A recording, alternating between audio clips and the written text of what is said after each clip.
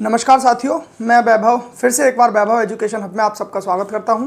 साथियों, हमने एक सीरीज़ चला रखी है जो आरआरबी ग्रुप डी में पेपर्स में सवाल आ रहे हैं, उसी के बेसिस पर हम वो सारे सवाल कराते हैं, उसके साथ साथ इधर उधर के भी सवाल आपको कराते हैं ताकि उस टाइप का कोई भी सवाल आपसे ना बच पाए। तो 12 सितंबर में जितने भी मैथ्स के अच्छे अच्छे क्वेश्चंस बने जिनके आने की भी संभावना है वो हम देखते हैं कैसे कैसे थे। अगर आप इस सीरीज़ को फॉलो कर रहे हैं, अगर आपको फिर भी मैथ्स बिल्कुल भी नहीं आता तो भी आप 20 में से 15 सवाल के आसपास बहुत आसानी से बना रहे होंगे, क्योंकि सवाल वही पूछे जा रहे हैं हर पेपर में, सिर्फ डिजिट चेंज हो रही हैं। अच्छा, देख लेते हैं फिर आज क्या क्या सवाल पूछे गए। अच्छा, पहला सवाल आपसे ट्रिगो का ये पूछा गया है सर कि एक ट्राइंगल है, ट्राइंगल हम बाद में बताएंगे, आपको सबसे पहले दे के रखा है वो देखो, tan थीटा की वैल्यू दे रखी है आपको 3/4। आपसे पूछा है 1 माइनस साइन थीटा बट्टे 1 प्लस साइन थीटा, इसका मान आपसे पूछा है क्या होगा। ठीक है सर, ये एक ट्राइंगल है, इसे मैंने मान लिया ए बी सी, मैंने मान लिया ये 90 डिग्री एंगल है, ये समकोण त्रिभुज बन गया, ये मैंने माना थीटा। ठीक है, आपने एक फॉर्मूला पढ़ा होगा, इसको हमेशा याद रखना, लाल बटे कक्का, ये पढ़ा होगा आपने। ठीक है, तो ये जो होता है ये ऊपर से होता है साइन थीटा, और जस्ट इसका उल्टा अगर हम नीचे से k बटे एल लेंगे तो ये क्या हो जाएगा आपका कॉसेक थीटा, क्योंकि साइन का जस्ट उल्टा क्या होता है कॉसेक। ये हो जाएगा साहब आपका कॉस थीटा, ये जो लास्ट वाला बचा एल अपॉन ए, ये आपका बचा टेन थीटा। इसे नीचे से लेंगे तो ये हो जाएगा सेक थीटा, और इसे नीचे से लेंगे तो ये हो जाएगा कॉट थीटा। ठीक है, तो आपको टेन थीटा की वैल्यू दे रखी है, इसका मतलब लंब बटे आधार की वैल्यू आपको दे रखी है, एल बटे ए की वैल्यू, मतलब जो मेरा 3 है वो लंब है, लंब मेरा ये रहा, तो इसकी वैल्यू मुझे दे रखी है 3। ठीक है, और आधार की वैल्यू दे रखी है मुझे 4। अच्छा, मैंने आपको ट्रिपलेट बता रखी थी लास्ट वीडियो से, पहले वीडियो में मैंने आपको ट्रिपलेट बताई थी जो आपको पता होनी चाहिए क्या क्या होती हैं। जैसे मोस्ट जो है इंपॉर्टेंट वो आप याद रखना, 3 4 5 6 8 10 7 24 25 8 15 17 9 40 41 और 11 60 61, ये कुछ इंपॉर्टेंट ट्रिपलेट्स हैं जो आपको याद होनी चाहिए। अब जैसे ये वाली ट्रिपलेट इसमें लग गई तो मेरा जो कर्ण आ जाएगा वो कितना आ जाएगा सर 5। अगर ऐसे भी नहीं आ रहा ना आपको तो आपको पता होना चाहिए पाइथागोरस प्रमेय क्या होती है कि कर्ण का जो स्क्वायर होता है बराबर क्या होता है बेस, मतलब कि आधार का स्क्वायर प्लस लंब का स्क्वायर, ये होती है। मैं जब इसमें मान रखूंगा तो मुझे आधार दे रखा है 4, 16 हो जाएगा इसका स्क्वायर, लंब दे रखा है 3, इसका स्क्वायर 9 हो जाएगा बराबर 25, और 25 का जब मैं क्यूब रूट लूंगा मतलब कि वर्गमूल लूंगा तो वो आ जाएगा 5। तो मेरा कर्ण कितना आ गया 5। ट्रिपलेट से मैं इस चीज़ को 2 सेकंड में कर पा रहा था। ठीक है सर, अब मेरे पास ये चीज़ें आ गई, मुझे वैल्यू किसकी चाहिए साइन थीटा की, क्योंकि तो साइन थीटा की वैल्यू हमने वहां से देखा होता है लंब बटे कर्ण, तो लंब हमारा क्या है 3 बटे कर्ण क्या है मेरा 5, ये मेरी साइन थीटा की वैल्यू आ गई जो मैं यहाँ पुट कर दूंगा। तो ये आ जाएगा 1 माइनस 3 बटे 5 बटे 1 प्लस 3 बटे 5, इसकी वैल्यू कितनी आ गई देखो 5 एकन 5 में से 3 गया 2 बटे 5 बटे नीचे 5 एकन 5 और 3 8 बटे 5, 5 से 5 कट गया बता 2 बटे 8, इसकी वैल्यू आ गई 1 बटे 4। ये आपका आ गया आंसर। आने वाले समय में इस तरीके से आपको कुछ भी देखे, आपको आने वाले समय में क्या होगा कि कॉस थीटा की वैल्यू दे देगा, आपसे कुछ भी पूछ लेगा सेक थीटा या कॉस प्लस 1 या किसी भी चीज़ की वैल्यू पूछ सकता है। तो आपको ये याद रखना है लाल बटे कक्का, यहाँ से कंपेयर करके समकोण त्रिभुज बना लेना है, उससे आपको कंपैरिजन करके आपका कर्ण अगर दे रखा होगा तो आपको लंब पूछ लिया होगा वो निकाल देना, या आधार पूछ लिया होगा वो निकाल देना, सारी चीज़ें निकाल के उस वैल्यूज में पुट कर देनी है। जैसे यहाँ पे हमने साइन थीटा का वैल्यू पूछी थी, हमने साइन थीटा यहाँ से निकाल लिया। ठीक है, तो इस तरीके से अगर कोई भी सवाल आए तो अब आप उसको गलत नहीं कर पाएंगे। ये सवाल हमारा ट्रिगो से पूछा गया था। अब हम अगला सवाल लेते हैं। आई होप ये सवाल आपको समझ में आ गया होगा, बहुत ईजी सा सवाल था, कोई इतनी बड़ी दिक्कत नहीं होनी चाहिए इस सवाल में। ट्रिपलेट्स आपको याद रखनी है, ये बहुत काम आती हैं। अगला सवाल देखते हैं हम क्या पूछा गया।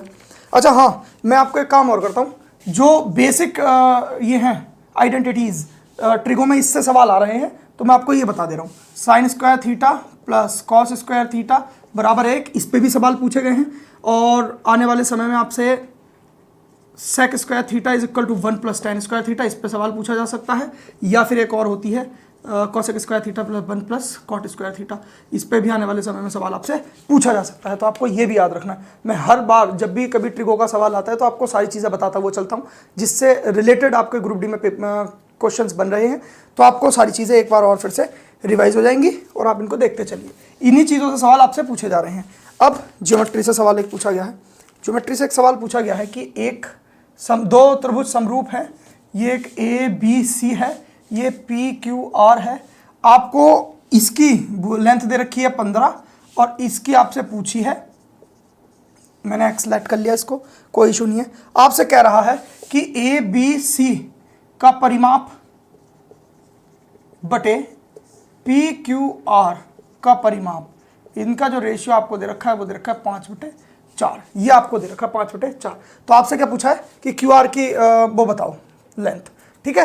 तो इससे पहले मैं आपको इसका पूरा कॉन्सेप्ट बता देता हूँ। जब दो त्रिभुज आपस में समरूप होते हैं तो उनकी जो रेशियो होता है, जैसे ये ए बी सी का यहाँ पे जो परिमाप होगा ना सर, और बटे पी क्यू आर का परिमाप होगा, वो किस किस के बराबर होगा मैं बताता हूँ। उसी का रेशियो हमेशा आपकी जो भुजाएं होती हैं, संगत भुजाएं, उनके रेशियो के बराबर होगा। ए बी बटे ए बी की संगत भुजा पी क्यू है, इसके बराबर होगा। बराबर ए सी की संगत भुजा पी आर है, तो ये ए सी बटे पी आर के भी बराबर होगा। बराबर बी सी के संगत भुजा क्यू आर है, तो बी सी बटे क्यू आर के भी क्या होगा, बराबर। अच्छा, किन्हीं सवालों में आपको क्या होगा कि इसका क्षेत्रफल दे देगा, तब आपसे भुजाएं पूछेगा तो उसका क्या वैल्यू होती है, हमेशा ये बराबर होता है root of A B C का एरिया बटे पी क्यू आर का एरिया, ठीक है सर। ये आपको याद रखना है हमेशा। अच्छा, अब मुझे यहाँ पे परिमाप दे रखा था, तो जो मेरे परिमाप का रेशियो होगा वही मेरी भुजाओं का रेशियो हो जाएगा, संगत भुजाओं का। तो बी सी इसकी संगत भुजा हो गई बटे इसी की संगत भुजा सामने वाली क्या आ गई, क्यू आर, ठीक है सर। जिसमें मुझे बी सी का मान दे रखा है 15, तो देखो 5 से 3 बार कटेगा, क्यू आर की वैल्यू यहाँ से क्या आ जाएगी, 4 या 12। ये मेरा आंसर आ रहा होगा, ठीक है सर। आने वाले समय में हो सकता है आपको एरिया दे दे, जैसे मान लो इसका एरिया आपको दे दिया कि भाई इसका एरिया 25 है, इसका एरिया 16 है, और एक भुजा आपको BC 15 दे रखी है, क्यू आर की वैल्यू बताओ। तो मैंने क्या बताया है, इसका रूट लेना है, या इसका जस्ट उल्टा क्या हो जाएगा कि जो संगत भुजाएं हैं उनका स्क्वायर, जैसे BC का स्क्वायर बटे क्यू आर का स्क्वायर आपके बराबर हो जाएगा इनके क्षेत्रफल के, ABC का क्षेत्रफल बटे PQR का क्षेत्रफल। ये जस्ट इसका उल्टा ही तो है। जब मैं इसका रूट हटाऊंगा तो इधर इसका स्क्वायर पहुंच जाएगा, यही तो मैंने लिखा है। तो अब बताओ, आपको ABC का क्षेत्रफल PQR का क्षेत्रफल 25 और 16 दे दिया, मैंने यहाँ वैल्यू रख दी 25 बटे 16।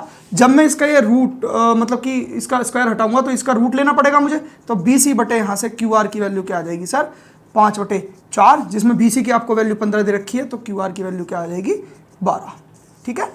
तो ये मैंने सिर्फ आपको समझा दिया। आने वाले समय में क्या होगा, आपको क्षेत्रफल देकर भुजाओं का रेशियो पूछ सकता है, या फिर उल्टा भी हो सकता है कि भुजाओं का रेशियो देकर आपको क्षेत्रफलों का रेशियो पूछ सकता है। तो आपको क्या कर देना है, सिर्फ भुजाओं का स्क्वायर कर देना है, वही क्षेत्रफलों का रेशियो हो जाएगा, ठीक है।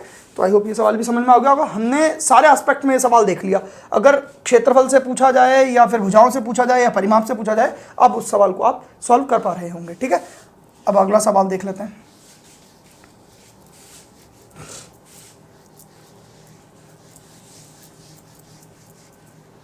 अगला सवाल क्या कह रहा है, अगला सवाल बहुत इजी सा सवाल पूछा गया है आपसे, समय तथा कार्य का।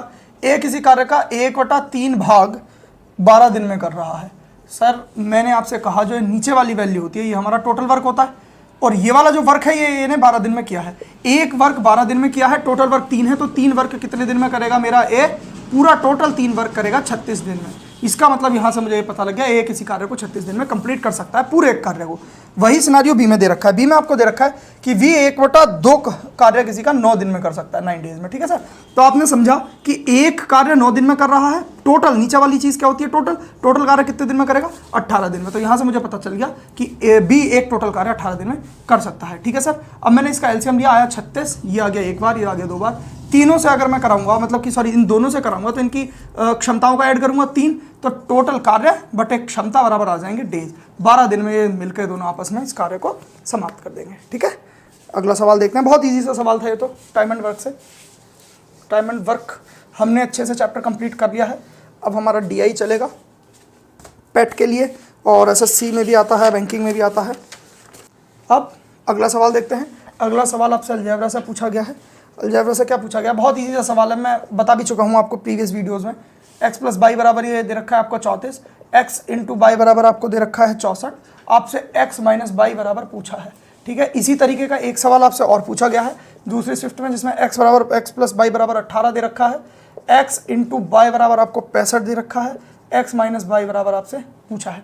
इजी सा सवाल है। हम सबसे पहले दो तरीके होते हैं, एक तो x प्लस वाई का होल स्क्वायर निकाल के करने वाला तरीका, वो भी देखेंगे। पहले हम इसे देखते हैं हम किस तरीके से करते हैं। हम करते हैं इसे अप्रोक्सीमेशन से, मतलब कि लगभग से। अब हमने क्या देखा कि ये 64 है, मैं देखूंगा पहले कि मेरा 64 कैसे कैसे बनेगा। 2 गुणा 32 से बन सकता है, फिर मेरा 4 गुणा 16 से बन सकता है, फिर 8 गुणा 8 से बन सकता है, फिर ये रिपीट होते चले जाएंगे, इनसे मेरा बन सकता है। मैंने जो पहला वाला मान था मैंने ये उठा के ऑप्शन में रखा। मैंने देखा कि अगर मैं 32 प्लस 2 इस चीज़ का रख दूं वैल्यू, तो मेरा 34 इक्वेशन को सेटिस्फाई कर रहा है। इसका मतलब मेरा x का मान 32 है और y का मान 2 है, जिसका मेरा x माइनस y करूंगा तो आंसर आ जाएगा 30। ये मेरा आंसर आ गया, ठीक है। इसी तरीके से मैं इस सवाल को देखूंगा। भाई 65 मुझे तो सीधे सीधे यही दिख रहा है कि 13 गुणा 5 बराबर 13 पंजे 65 होता है, और मैंने यहाँ वैल्यू रखी 13 प्लस 5 बराबर, तो ये मेरा 18 भी आ गया, ये मेरी सेटिस्फाई भी हो गई इक्वेशन। यहाँ वैल्यू रख दी तो फिर मैंने 13 में से 5 गया, मेरा क्या आ गया 8। इस सवाल का आंसर आ गया, ठीक है सर। ये तो था इजीएस्ट वे करने का अप्रोक्सीमेशन से। अगर हमें अप्रोक्सीमेशन हमारा नहीं लग रहा या दिमाग काम नहीं कर रहा तो हम कैसे करेंगे? सिंपल सा फॉर्मूला लगाएंगे, x प्लस वाई का होल स्क्वायर बराबर x square plus y square plus 2xy। ये हो गया। अब x प्लस वाई की वैल्यू मुझे क्या दे रखी है 18, 18 का स्क्वायर 324 हो जाएगा। यहाँ से x square plus y square plus 2xy, देखो xy की वैल्यू 65, 65 का दुगना 130। यहाँ से मुझे x square plus y square की जो वैल्यू मिली 130, जब मैं इसमें से घटा दूंगा तो आएगा 194। ये मेरी x square plus y square की वैल्यू आ गई। मुझे चाहिए एक्स माइनस वाई का वैल्यू, तो यहाँ मैं एक्स माइनस वाई का होल स्क्वायर का फॉर्मूला खोलूंगा, x square plus y square minus 2xy, ठीक है। एक्स माइनस वाई का होल स्क्वायर क्या होगा सर? आपको इसकी तो वैल्यू निकालनी है। X square plus y square की वैल्यू मुझे 194 दे ही रखी है, माइनस 2 गुणा एक्स वाई की वैल्यू क्या हो जाएगी 130, ये वैल्यू आ गई 64। और x माइनस वाई का स्क्वायर की वैल्यू 64 आई है। जब मैं इसका स्क्वायर हटाऊंगा तो x माइनस वाई की वैल्यू इधर मुझे लेना पड़ेगा क्यूब, क्या बोलते हैं वर्गमूल, तो वर्गमूल इसका आ जाएगा 8। यही मेरा क्या आ रहा होगा आंसर। तो देखा आपने कितना लंबा ये सवाल हमारा हो गया। अगर हम इसको अप्रोक्सीमेशन से करेंगे तो बहुत शॉर्टेस्ट वे में सवाल हो जाएगा। इस तरीके के 2 सवाल पूछे गए हैं और हमेशा पूछे ही जा रहे हैं हर शिफ्ट में, तो आप इनको अच्छे से करके जाएं। पहले अप्रोक्सीमेशन लगाने की कोशिश करें, 2 से 4 मिनट में आपको पता चल जाएगा कि सवाल का आंसर आ रहा है या नहीं आएगा तो आपको क्या करना है, अपना ये बेसिक से ही करना है। बेसिक आपको पता होना बहुत ज़्यादा ज़रूरी है, ठीक है सर। अच्छा, अगला सवाल आपका डिविजिबिलिटी रूल से पूछा गया है। 6, 8, 8 और एक्स बाय, आपसे एक्स वाई की वैल्यू पूछी गई है, जिसमें आपको ऑप्शंस दे रखे होंगे, क्योंकि मैं इन सवालों को ऑप्शन से करता हूँ। 3, 8 डॉट डॉट डॉट डॉट, ये आपको ऑप्शन दे रखे हैं।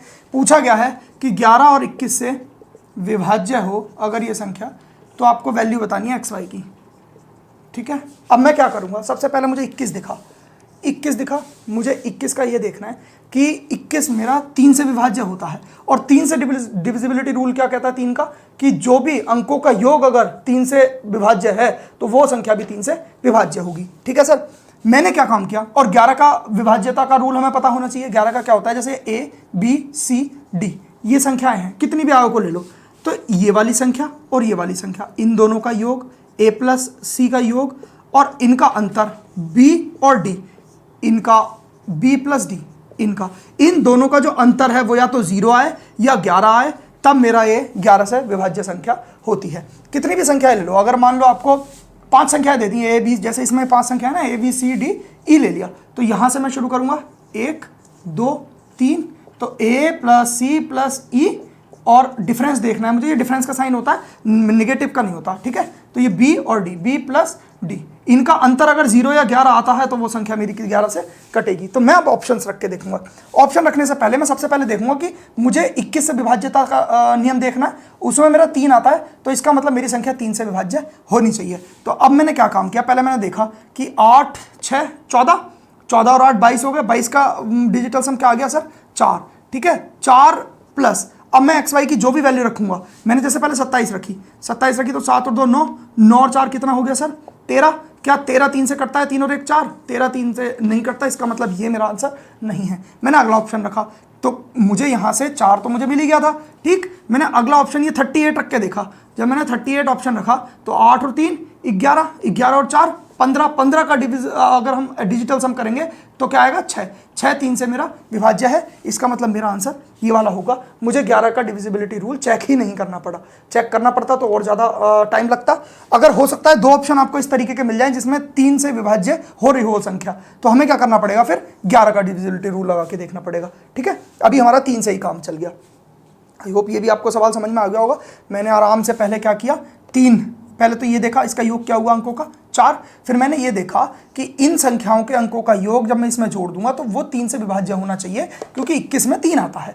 ठीक, 3 की विभाज्यता का नियम मेरा ये कहता है कि संख्याओं के अंकों का योग अगर 3 से कट रहा है तो वो संख्या भी मेरी 3 से कटेगी। मैंने देखो 4 देखा, प्लस 38 रखा, 6 बन गया, इसका मतलब ये संख्या मेरी 3 से कट रही है। मैं ऑप्शन उठा के रखूंगा। मैंने 27 रख के देखा था तो मेरा 4 प्लस 27 का 9 बराबर 13 प्लस बराबर 4 बन रहा था, जो कि मेरा 3 से नहीं कटता है, इसलिए मैंने अगला ऑप्शन रख के देखा। अगला ऑप्शन मेरा सेटिस्फाई कर गया इक्वेशन को। ठीक है, अब मुझे लगता है सवाल आपके समझ में आ गया होगा। अगर 3 से कटने वाले इस संख्या को, मतलब और भी एक मान ऐसा होता जो 3 से कट रहा होता पूरा ये योग करके, तो मैं क्या करता, फिर 11 का विभाज्यता का नियम लगाता। ठीक है, अभी मेरा ये इसी से आंसर बन गया। ऑप्शन चेंज भी हो सकते हैं आपके, लेकिन आपको इसी तरीके से सवाल को करना था। अब यहाँ से हमने विभाज्यता के नियम पढ़ लिए, 2 चीज़ों के, आई होप चीज़ें आपको समझ में आ गई होंगी। एक बहुत ईजी सा सवाल DI से पूछा गया है कि 9% की वैल्यू आपको 18 दे रखी है, 100% की पूछी है। तो 100% की पूछने के लिए मैं 1% की वैल्यू निकालूंगा, जब मैं 9 से इसको काट दूंगा 2 आ गया, और दोनों तरफ मैं 100 से गुणा कर लूंगा तो मेरे 100% की वैल्यू आ गई 200। ये तो बहुत ईजी सा सवाल था, आई होप कर ही लिया होगा सबने। ठीक, अब बेलन और गोले, इन 2 चीज़ों से तो डेली सवाल पूछे जा रहे हैं और हम डेली आपको बताते हुए चलते हैं कि क्या है। लेकिन बेलन का आज सवाल थोड़ा सा ठीक ठाक लेवल का था।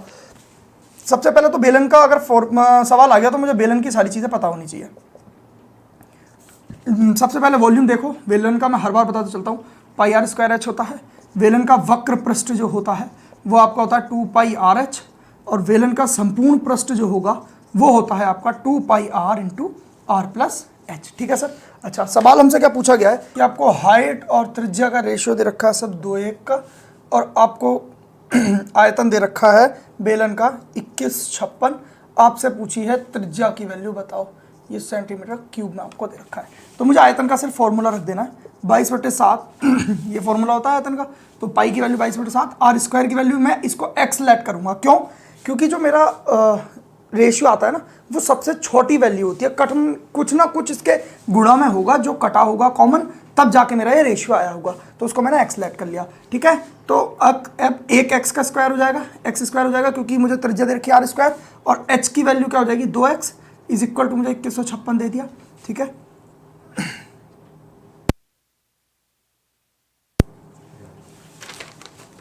अब क्या होगा, 2156 दे दी, 11 से 2 बार कट गया, 11 एकन 11, और ये आ गया 105, 11 नम 99 और 11 छन 66। अब ये देखो 2 से 2 और 2 4 हो गया, 4 से 1 काटूंगा इसको मैं, 49 बार कटेगा। यहाँ पे मेरी इक्वेशन बन गई एक्स की क्यूब एक्स स्क्वायर और एक्स की गुणा हो गई, और ये 7 इधर गुणा में इधर जाके भाग में पहुंच गया। ठीक है, तो एक्स की क्यूब देखो, ये तो 49 और मतलब 7 गुणा 7 बन गया ना, इसका घनमूल क्या आ जाएगा 7। तो एक्स की वैल्यू मेरी 7 आ गई, और मेरी त्रिज्या दे रखी है एक्स, इसका मतलब मेरी त्रिज्या का मान क्या आ गया 7। ठीक है, आई होप सवाल आपको समझ में आ गया होगा। अब हम अगला सवाल लेते हैं। अगला सवाल क्या है देखते हैं।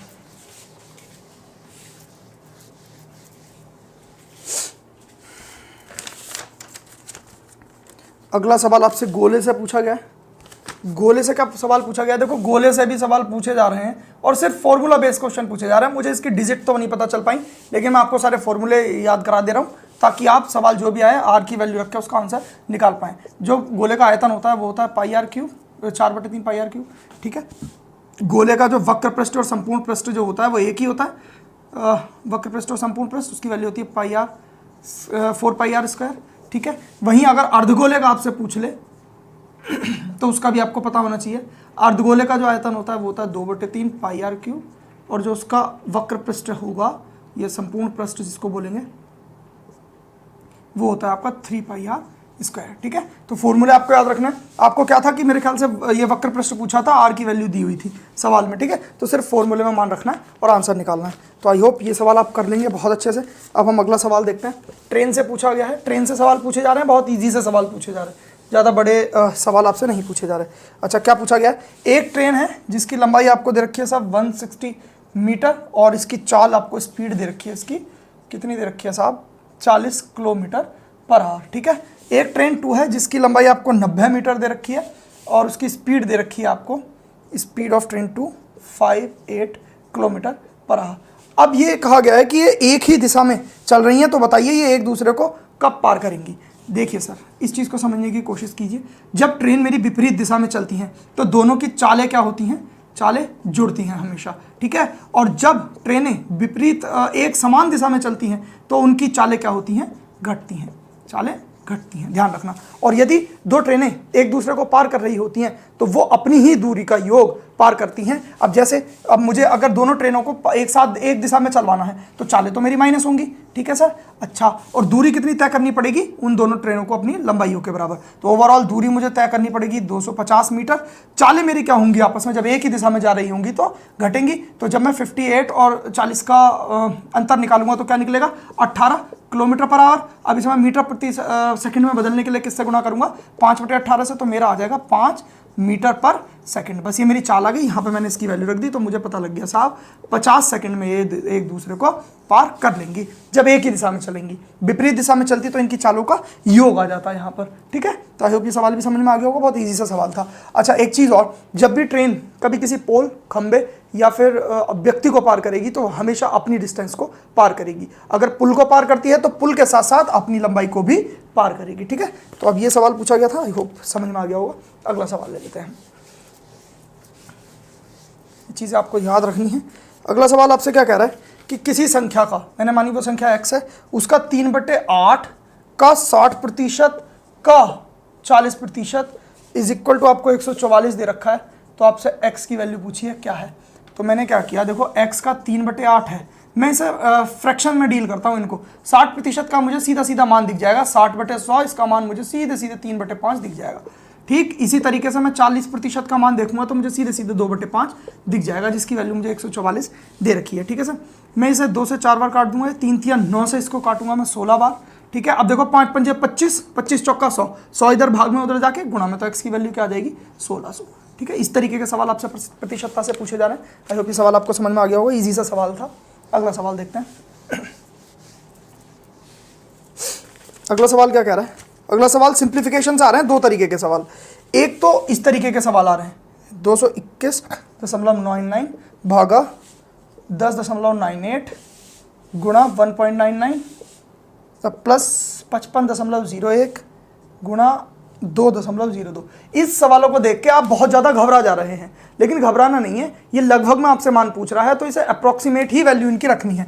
कैसे, देखो 221.99 है, अब 0.01 ही तो कम है, इसको मैं 220 रख लूँ कोई दिक्कत नहीं आएगी। और सबसे पहले मैं क्या करता हूँ, बोर्ड मास में भाग, तो मैंने भाग के नीचे ये रख दी वैल्यू। ये देखो 10.98 है, 0.02 की तो कमी है, इसको मैं 11 भी तो लिख सकता हूँ क्योंकि मुझे लगभग में मान पूछा गया है। 1.99 को मैं 2 भी तो लिख सकता हूँ, प्लस 55.01 को मैं 55 ही लिखूंगा और ये 2.02 को मैं 2 ही लिख दूंगा, ठीक है। बस इस तरीके से आपको वैल्यू रखनी है, अप्रॉक्सीमेट, बिल्कुल बराबर बराबर वाली वैल्यू। इसको मैंने काटा, 20 बार काटा, 20 दूनी 40 ही आ गया, प्लस 55 दूनी होता है 110 बराबर 150, इसका आंसर आ गया। उसमें लगभग मान आपसे खुद ही पूछा होगा क्योंकि, और आप इन सवालों को देखकर डरना नहीं है, बहुत अप्रॉक्सीमेशन से सवाल को सॉल्व कर देना है। अच्छा, एक तरीके के और सवाल इसमें पूछे जा रहे हैं, वो जैसे क्या है, एक ये सवाल आपको दे रखा है 7.2 प्लस 8.4 भागा 0.12 गुणा 0.2 माइनस 5 गुणा 3 भागा 0.05 प्लस 3। डरना नहीं है, बहुत आसानी से हमें बोर्ड मास से सॉल्व करना है। तो सबसे पहले मेरी क्या होती है, भाग, बोर्ड मास, इससे सवाल पूछे जा रहे हैं। पहले डिवाइड, फिर मल्टीप्लाई, फिर एडिशन, फिर सब्ट्रैक्शन। सॉल्व करते हैं इसको। अब क्या करना है, देखो सबसे पहले हमें डिवाइड करना है बोर्ड मास के हिसाब से। तो 8.4 बटे ये है, ठीक है, इसका दशमलव हटाऊंगा, इसका दशमलव, तो यहाँ पे एक 0 आ जाएगा।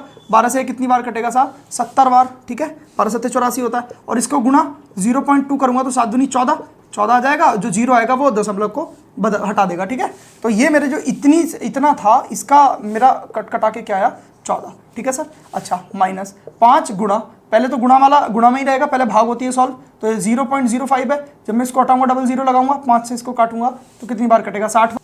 अब 6 पंजा हो गया 30, ये आ गया यहाँ से 300 माइनस के और प्लस के 3। जब मैंने ये कर दिया, इसको सॉल्व कर दिया, तो क्या बचा माइनस के 297। और आपने देखा ये क्या है 7.2 और ये है प्लस के 14। इनको जब ऐड किया ये बचेगा मेरा 21.2 माइनस 297। जब मैंने किया यहाँ से मेरी वैल्यू आई 275.8। ये मेरा क्या आ गया सर आंसर। आप काट के देख लेना, ठीक है। आई होप आपको सवाल समझ में आ गया होगा। अब हम आगे बढ़ते हैं, बहुत इजी से सवाल आ रहे हैं। आपको क्या करना है, सबसे पहले बोर्ड मास के हिसाब से चलना है और सवाल का आपका आंसर आ जाएगा, आपको डरना नहीं है। ये डिजिट्स मेरे ख्याल से आरआरबी ग्रुप डी में इस तरीके की नहीं पूछी जा रही होंगी, तो बहुत ईजी पूछी जा रही होंगी, बस सवाल आपको देखने में लंबा लग रहा होगा, ठीक है, लेकिन इसी तरीके के सवाल आ रहे हैं, आपको उन्हें टैकल करना आना चाहिए। आई होप सवाल समझ में आ गया होगा। अगला सवाल देखते हैं। तो ये 2 तरीके के सवाल आपसे पूछे जा रहे हैं सिंप्लीफिकेशन में, 2 से 3 सवाल सिंप्लीफिकेशन के ही आ रहे हैं। अगला सवाल अब हम देखते हैं क्या है। अगला सवाल आपसे पूछा गया है प्रॉफिट एंड लॉस से। 2 सवाल, एक बहुत इजी से सवाल पूछे जा रहे हैं। ये लास्ट जो वीडियो थी उसमें जैसे मैंने सवाल कराए थे सेम वैसा ही। क्या आपको प्रॉफिट दे रखा है 20%, डिजिट्स वेरी कर सकती हैं, चेंज हो सकती हैं, लेकिन पैटर्न यहीं पे पूछे जा रहे हैं। डिस्काउंट 10% का है, आपसे पूछा, आपको सीपी दे रखा है 1500, आपको मार्केट प्राइस पूछा है। सर मैं इसका ना आपको फॉर्मेशन पूरा तीसरी जो लास्ट हमारी वीडियो थी उसी में बता चुका हूँ। तो फॉर्मेशन आपको पता है, हमें सिर्फ फॉर्मूला लगाना है। मैंने आपको निकाल के क्या दिखा दिया था, ये 100 प्लस लाभ बट्टे 100 माइनस डिस्काउंट, ये होता है। ठीक है सर, तो मार्केट प्राइस बटे कॉस्ट प्राइस की जो मुझे वैल्यू मिलेगी, क्योंकि 20% का लाभ है तो ये 120 हो जाएगा। डिस्काउंट मेरा कितना है 10% का, तो ये 90 हो जाएगा। इसका जो रेशियो आ गया 4/3 का आ गया। मुझे सीपी की वैल्यू दे रखी है 1500, मतलब मुझे इस 3 की वैल्यू दे रखी है 1500, एक की वैल्यू मेरी कितनी आ जाएगी साहब 500, और मुझे वैल्यू चाहिए 4 की, तो 4 से दोनों तरफ गुणा कर दूंगा, 4 की वैल्यू मेरी क्या आ जाएगी 4 5 20, तो 2000 मेरा मार्केट प्राइस आ जाएगा। बहुत इजी से सवाल है। तो ये चीज़ कहाँ से आई ये मैं आपको बता चुका हूँ पिछली से पिछली वीडियो में। ठीक है, तो हम बार बार इस चीज़ों को नहीं करेंगे, हम एक ही बार जान लेंगे इन चीज़ों को। अच्छा, एक बहुत इजी सा सवाल पूछा गया था, वो भी देख लेते हैं। वो सवाल क्या पूछा गया था कि 900 रुपये में कुछ वस्तुएं खरीदी गई, इन्हें खरीदा गया जो कि कॉस्ट प्राइस होगा, और उनको फिर 1200 रुपये में बेच दिया गया, ये इनका सेलिंग प्राइस है। ये लास्ट वीडियो में भी इसी तरीके का एक सवाल आया था। तो आपसे पूछा गया लाभ प्रतिशत या हानि प्रतिशत बताओ। भाई 900 रुपये में अगर मैं कोई चीज़ खरीद रहा हूँ और 1200 रुपये में बेच रहा हूँ, तो मुझे कितने का लाभ हो रहा है 300 रुपये का। भाई लाभ 300 रुपये का हो रहा है, लाभ या हानि मुझे होता किस पे है, कॉस्ट प्राइस पे, खरीद मूल्य पे। तो बस 900 और गुणा 100 मैंने प्रतिशत निकाल दिया, तो 33 से 1/3% मेरा आ गया। ठीक है, मैं इतना लिखूंगा भी नहीं, मुझे एक सेकंड मेरा कीमती है। मैं इसका यहीं पे रेशियो बनाऊंगा 900 और 1200 का, 00 से 00 काटूंगा, ये 3 बार कटेगा और ये 4 बार कटेगा, 3 और 4। अब मैंने देखा कि भाई एक का मुझे लाभ हो रहा है किस पे, 3 पे, गुणा 100, मेरा आंसर आ गया 33 से 1/3%। ठीक है, आई होप ये सवाल भी आपको समझ में आया होगा। अब हम अगला सवाल लेते हैं। घातांक और करनी से सवाल बता नहीं पाए बच्चे, लेकिन थोड़ा थोड़ा जिस तरीके का मुझे अंदाजा लग पाया, मैं 2 सवाल उस तरीके के लेके आ गया। हो सकता है इसी में से कोई किसी तरीके का सवाल आपसे पूछा गया हो। 2x - 1 = 1/8 की पावर x - 3। ठीक है सर, ये सवाल है आपका। आपसे पूछा गया है कि x की वैल्यू क्या होगी। पता नहीं घातांक करनी का कैसा सवाल था, या तो फिर वैल्यू दे रखी थी या क्या था। आप इस सवाल को देखो, जब मैं ये मेरी पावर यहाँ नीचे प्लस में है, जब ऊपर जाएगी तो क्या हो जाएगी माइनस में। ठीक है, तो ये हो जाएगा 2x - 1 = 8 की पावर -kx - 3। ठीक है, माइनस में हो गई। अच्छा, अब 8 क्या होता है 2 की क्यूब, तो मैंने यहाँ पे 8 की जगह वही लिख दिया 2 की क्यूब, और माइनस की मैंने अंदर यहाँ पे गुणा कर दी, तो क्या हो जाएगा -kx + 3, माइनस माइनस क्या हो जाएगा प्लस। ठीक है, तो 2 की पावर 2x - 1 बराबर क्या हो गया, 2 की पावर क्या हो जाएगा, अंदर गुणा कर दूंगा तो -3x + 3 = 9। ठीक है, अब मैंने क्या किया, देखो बेस मेरे सेम हो गए, मैं इनकी घातों की तुलना कर दूंगा, घातों को क्या कर दूंगा बराबर, तो 2x - 1 बराबर मेरा हो जाएगा -3x + 9। जब मैं -3x को इधर लेके आऊंगा तो मेरा हो जाएगा 5x, और बराबर -1 को उधर लेके जाऊंगा तो हो जाएगा 10, x की वैल्यू मेरी क्या आ जाएगी 2। ये आंसर आ गया। ठीक है, तो घातांक करनी से सवाल आ रहे हैं, बहुत इजी होते हैं। बस यही वाले सवाल आ रहे हैं कि घातों को ऊपर लेके जाओ, नीचे लेके आओ, प्लस और माइनस हो जाती हैं घातें, बस वही सवाल आपसे पूछे जा रहे हैं। एक सवाल और घातांक करनी से आया, पता नहीं आया है या नहीं आया, सॉरी, देख लेते हैं फिर भी। 2 की पावर x + 4 - 2 की पावर x + 2, इसकी वैल्यू आपको 3 दे रखी है। आपको ऑप्शन दे रखे हैं इसके 0, -2, 2 और 1, ये मेरे पास ऑप्शन है। ठीक है सर, मैं इन सवालों को ऑप्शन से टैकल करता हूँ। ये 3 है, मैंने पहले 0 वैल्यू रख के देखी x की, तो भाई मुझे मिला 2 की पावर 4 - 2 की पावर 2, क्योंकि 0 वैल्यू आ गई, तो 2 की पावर 4 हो गई 16, और 2 की पावर 2 हो गई 4, इसकी वैल्यू हमने निकाली तो आ गई 12, जो कि 3 मेरा आ रहा है, ये मेरा ऑप्शन नहीं होगा। मैंने अगला ऑप्शन रख के देखा -2, तो 2 की पावर हो जाएगी 2, क्योंकि -2 + 4 में से घट जाएगा तो 2 आ जाएगा, और यहाँ पे 2 की पावर आ जाएगी 0। अच्छा, अब 2 दूनी 4, जब भी मैं किसी संख्या, मतलब 2 कितनी की भी संख्या, मतलब x की पावर अगर मैं 0 करता हूँ तो उसकी वैल्यू हमेशा क्या आएगी 1। x कुछ भी हो सकता है, x y z, तो 2 की पावर 0 मेरी वैल्यू आ गई 1, इसकी वैल्यू आ गई 3, जो कि मेरी सेटिस्फाई कर गई, 2 ही मेरा क्या है आंसर। ठीक है, तो ऑप्शन से भी आप सवालों को बना सकते हैं। अगला सवाल देखते हैं अब हम क्या पूछा गया है हमारा। अगला सवाल है सर, आपको दे रखा है 4th प्रोपोर्शन का सवाल आया है सर, और मैं हमेशा आपको बताता हुआ चलता हूँ, आपको दे रखा है कि 15 75 और 20 का, ये मैंने अपने आप बनाया है, फोर्थ प्रोपोर्शन आपको बताना है, चतुर्थ समानुपाती। तो मैंने आपको क्या बताया, 15/75 बराबर 20 बटे x, क्योंकि यही मेरा फोर्थ प्रोपोर्शन होता है। यहाँ से x की वैल्यू जब मैं निकालूंगा तो 75 गुणा 20/15 आएगा, 15 पंजे 75 और 5 दूनी 10, 100 मेरा आंसर आ रहा होगा। ठीक है, चतुर्थ समानुपाती। अब हम चीज़ों को समझने की कोशिश करते हैं कैसे कैसे आया। तो चीज़ें क्या होती हैं, अगर आपको सबसे पहले तृतीय समानुपाती अगर पूछा गया, ए बी और ये मेरा x तृतीय समानुपाती है, तो a बटे बी बराबर b बटे x होता है। जब मैं x की वैल्यू निकालता हूँ तो ये हो जाएगा b² बटे a। मुझे ये याद रखना था। यहाँ ये मैंने आपको इस तरीके से करके दिखा दिया, लेकिन ऐसे नहीं करना था। मैं कैसे करना था, जैसे अगर आपसे फोर्थ प्रोपोर्शन मतलब कि चतुर्थ समानुपाती पूछा होता तो ये देखो कैसे निकलता है, c अनुपात x, तो a बटे b बराबर c बटे x। हमने इस तरीके से सवाल को किया, x बराबर bc बटे a। हमें डायरेक्ट इसमें वैल्यू रखनी थी, आंसर निकालना था। ठीक है, अच्छा आपसे मध्य समानुपाती अगर पूछ ले a और b देकर, तो मध्य समानुपाती क्या होता है आपका, वो होता है √ab। सर मैंने हर वीडियो में आपको ये चीज़ें सारी बताता हुआ चलता हूँ मैं, और हर पेपर में कुछ ना कुछ सवाल इन्हीं में से पूछा जा रहा है। किसी में तृतीय समानुपाती पूछ लेता है, किसी में चतुर्थ समानुपाती पूछ लेता है, तो आपको ये चीज़ें पता होनी चाहिए और फिर सवाल आपका बिल्कुल भी गलत नहीं होगा। अच्छा अगला सवाल हम देख लेते हैं।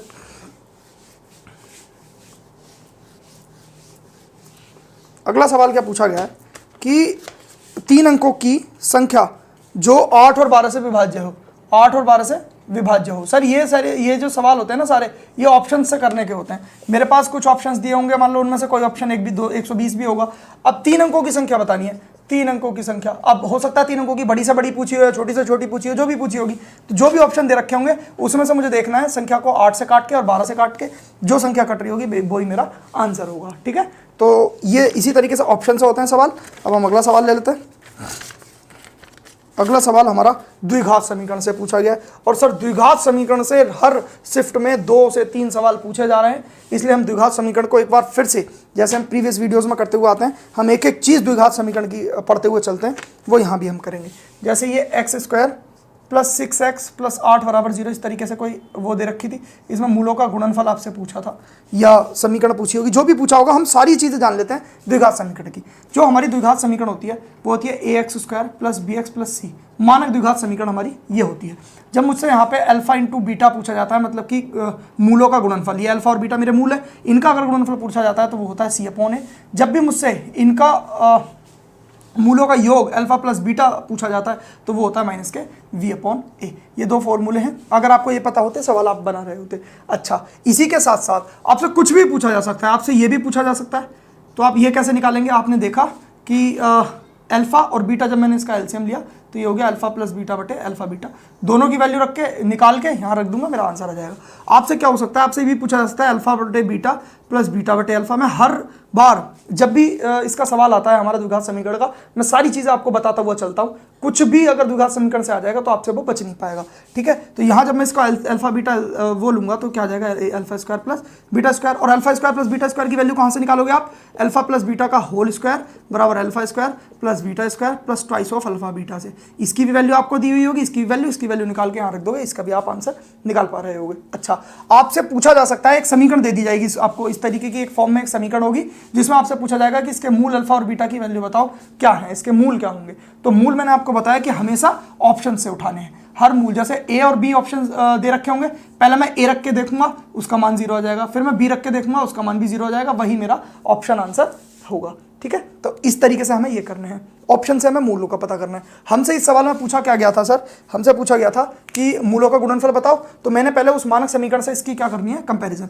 ax² plus bx plus c से मुझे क्या करना है, इसका कंपैरिजन, जिसमें a की वैल्यू आपकी 1 आ जाएगी, v की वैल्यू आपकी 6 आ जाएगी, वो भी माइनस के, और सॉरी इसमें तो प्लस के ही दे रखा है, बी की वैल्यू और सी की वैल्यू क्या आ गई सर 8। और मुझे जब अल्फा इंटू बीटा गुणनफल का मान बताना है तो वो क्या होता है सर आपका c/a। सी की वैल्यू मेरी 8 है और a की वैल्यू मेरी क्या है सर 1, तो मेरा 8 मूलों का गुणनफल आ गया होगा। ठीक है, गुणनफल पूछता या कुछ भी पूछा हो सवाल में आपसे तो आप सारी चीज़ें जान पा रहे होंगे। एक चीज़ और बची, आपको क्या हुआ, अल्फा और बीटा 2 मूल दे दिए और आपसे क्या पूछा जा सकता है कि समीकरण बना के दिखाओ इसकी। तो समीकरण कैसे बनानी है पता है, समीकरण का भी फॉर्मूला होता है, वो होता है सर x² माइनस मूलों का योग इंटू x प्लस मूलों का गुणनफल। बराबर 0, ये मेरी समीकरण बन जाएगी। अल्फा और बीटा मुझे दो मूल दिए हुए होंगे, मैं इनका गुणनफल करके यहाँ रख दूंगा और उनका ऐड करके यहाँ रख दूंगा और अपनी समीकरण बना दूंगा। इस तरीके का भी सवाल आपसे पूछा गया है। अब आपका द्विघात समीकरण से कोई भी सवाल आ जाए बच नहीं पाएगा, और 2 से 3 सवाल आ रहे हैं, इस चीज़ को अच्छे से देख के चले जाएं आप, ठीक है। मैं हर वीडियो में आपको ये सवाल कराता हूँ और बहुत अच्छे से सारी चीज़ें बताता हुआ चलता हूँ। जो वीडियोस को फॉलो कर रहे होंगे वो आराम से 15 से 16 सवाल बना के आ रहे होंगे अपने पेपर में ग्रुप डी के, ठीक है। अच्छा, अगला देखते हैं सवाल क्या कह रहा है। एक पति, ये एवरेज एज का सवाल आया है, शायद ये सही हो तो आप देख लेना। एक पति पत्नी की एवरेज एज उनके विवाह के समय 23 वर्ष थी। 23 वर्ष थी, जो कि 5 वर्ष पहले उनका विवाह हुआ है। 5 वर्ष पहले नहीं, 5 वर्ष के बाद उनका 1 वर्ष का बच्चा भी है। अब परिवार की एवरेज आयु बताओ। भाई 5 वर्ष बाद उनका एक बच्चा भी हो गया, जिसकी एज इन्होंने दे दी 1 वर्ष है, 1 ईयर का बच्चा भी हो गया। सबसे पहले मैं क्या करूंगा, ये जो 23 वर्ष इनकी एवरेज एज है, इसको पहले मैं निकालूंगा कि एक्चुअल में एज कितनी है, योग क्या है। तो मुझे पता है कि एवरेज एज निकालने के, एवरेज एज मेरी इतनी है तो इसे 2 से गुणा कर दूंगा, क्योंकि देखो पति और पत्नी, ठीक है, बटे 2 बराबर मुझे 23 दे रखा है। यहां से मैं इनकी आयु का योग निकालूंगा पति और पत्नी की, तो मुझे क्या आ जाएगा, 23 दूनी 46। अच्छा, अब देखो 5 साल बाद, भाई 5 साल पति बढ़ा होगा और 5 ही साल पत्नी बड़ी होगी, ओवरऑल 10 मेरे साथ बड़े होंगे। अब मेरी जो पति पत्नी की आयु होगी वो कितनी होगी, 56 वर्ष। इस 56 वर्ष में क्या हो गया इंक्लूड, उनका 1 साल का बच्चा और इंक्लूड हो गया। ओवरऑल जो उनकी आयु का योग बन रहा है वो बन रहा है 57। अब बंदे कितने होगा, 3, तो प्रेक्षणों का योग बटे प्रेक्षणों की संख्या एवरेज होता है, बस। तो एवरेज मुझे पूछा है, एवरेज उनका आ गया 19 ईयर, ठीक है। आई होप ये सवाल भी समझ में आ गया होगा। अच्छा, एसआई से सीआई से एक सवाल पूछा गया। एसआई का तो सवाल आज नहीं मिल पाया कोई मुझे, लेकिन एसआई से पूछा गया, सीआई का नहीं मिल पाया।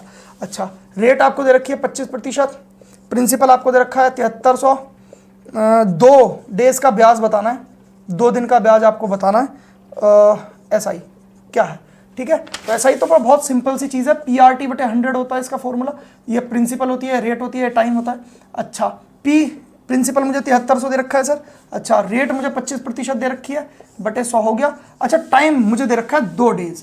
अब मुझे जो इस फॉर्मूले में रखा होता है, देखो मुझे जो रेट दे रखी है वो पर एनम दे रखी है, ठीक है। तो मैं इसे ना टाइम को, डेज को भी ईयर्स में कन्वर्ट करूंगा। तो कैसे, मेरे 1 साल में कितने दिन होंगे, 365 दिन हम मानक लेके चलते हैं।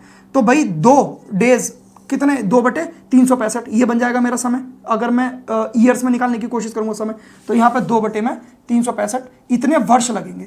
ये वर्ष में मैंने समय को कन्वर्ट कर लिया, ठीक है। अब मैंने काटने की कोशिश करी, ये 5 बार कटा, ये 5 से 73 बार कटेगा, ये 73 से 100 बार कट गया, 100 से ये 100 कट गया, 5 दूनी 10, 10 रुपये आपको क्या मिल रहा होगा, 2 दिन का ब्याज 25% की दर से, ठीक है। आई होप चीज़ें आपको समझ में आई होंगी। आज के सवाल यहीं पे समाप्त होते हैं। अगर आप ये वीडियो देखकर जा रहे हैं तो आप 20 में से 15 सवाल के आसपास बहुत अच्छे से बनाकर आ रहे होंगे। सवाल यही आ रहे हैं, आप डेली देखना वीडियो, पीछे की प्रीवियस वीडियो देखेंगे तो यही वाले सवाल आ रहे हैं। आप अच्छे से वीडियोज़ ये सारी देख के चले जाएं, पीछे वाली, आपको कहीं से कुछ करने की ज़रूरत नहीं पड़ेगी, ठीक है। बाकी अगर वीडियो में कोई भी कमी रह गई हो तो कमेंट बॉक्स में आप लिख सकते हैं, मैं कमेंट सारी पढ़ता हूँ, तो जो भी कमी होती है उन्हें मैं सुधारने का प्रयास करता हूँ। बाकी अगर कोई भी क्वेरी हो किसी भी चीज़ से रिलेटेड तो इंस्टाग्राम पे मैं अवेलेबल हूँ, लिंक डिस्क्रिप्शन में है। बाकी प्रीवियस वीडियोस के लिंक भी, उनकी प्लेलिस्ट की लिंक भी हम डिस्क्रिप्शन में डलवा देंगे। और भी वीडियो देखने के लिए, डिजिटल सम वगैरह की वीडियोस देखने के लिए आप हमारे चैनल को विजिट कर सकते हैं। आपका बहुत बहुत धन्यवाद।